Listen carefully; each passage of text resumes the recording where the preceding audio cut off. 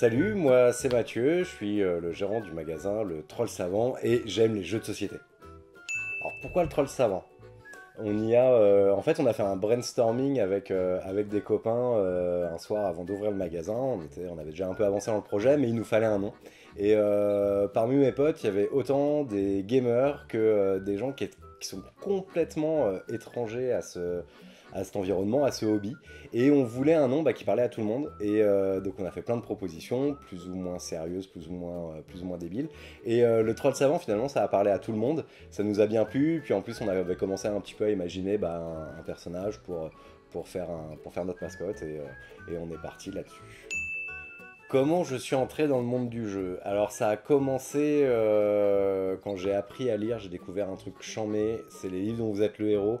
Donc là on doit être genre en 89, j'ai 8 ans, et ma mère m'offre mon premier loup solitaire. Ça a été clairement une révélation. J'ai fumé ce livre dans tous les sens, j'en ai acheté plein d'autres par la suite. Ça m'a emmené gentiment vers le jeu de rôle dès le collège, où là on a joué comme des dingues.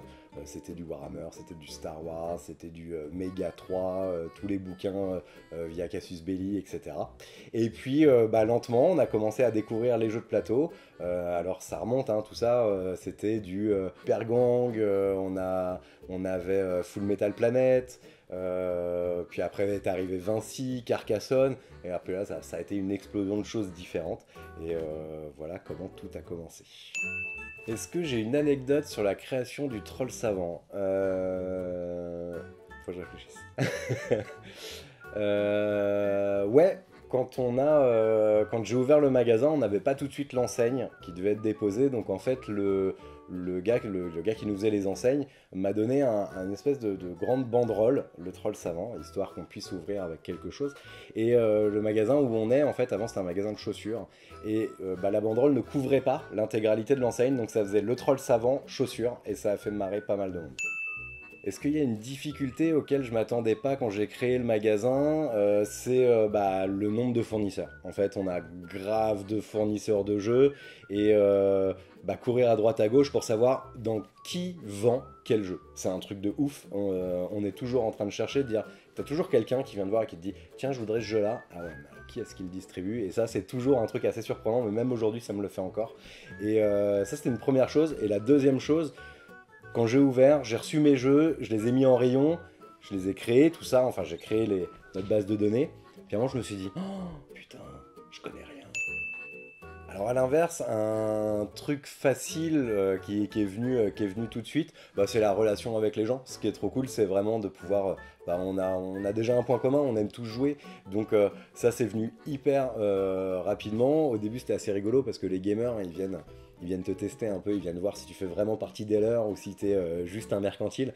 Et quand ils voient que, ah ouais, non, le gars est solide, en fait, il joue. Voilà, ça c'est un truc qui était trop cool. C'est vraiment la création de la communauté, des joueurs qui viennent régulièrement. C'était vraiment un grand kiff dès le départ.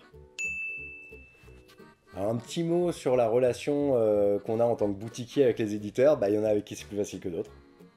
Je donnerai pas de nom. Il y en a vraiment avec qui ça passe crème. Tu demandes un truc, t'as tout de suite une réponse. T'as besoin d'une démo, on te l'envoie. Il y en a, t'as l'impression que tu demandes la lune quand tu veux juste une réponse à une question. Voilà. Il y en a avec qui c'est bien, il y en a avec qui c'est plus compliqué.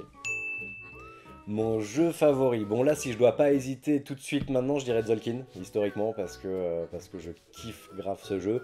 Mais je dois dire qu'actuellement, il y a quand même Marvel Champions qui lui dispute un peu la première place. Un auteur de jeu favori, c'est pas facile. Comme ça, là, tout de suite, je dirais Knizia, pour un jeu qui m'a révolutionné la vie. C'est Lost Cities. C'est tout bête comme jeu, tout simple, mais à l'époque, je vivais en coloc avec un matheux, un mec qui préparait la grecque de maths, alors que moi, je suis complètement littéraire, et Lost Cities étant un jeu de stats, j'ai pris des misères sur ce jeu, mais j'ai jamais lâché, et du coup, je crois que je suis devenu fort, et je kiffe Knizia pour ça. Un illustrateur préféré, c'est pas évident, il y en a beaucoup dont j'apprécie beaucoup le travail. Allez, là, comme ça, je dirais peut-être Camille aussi. Ah, c'est dur. Terraforming. Clank. Ma couleur de Meeple préférée, le bleu. Mon dernier crush ludique, Ark Nova.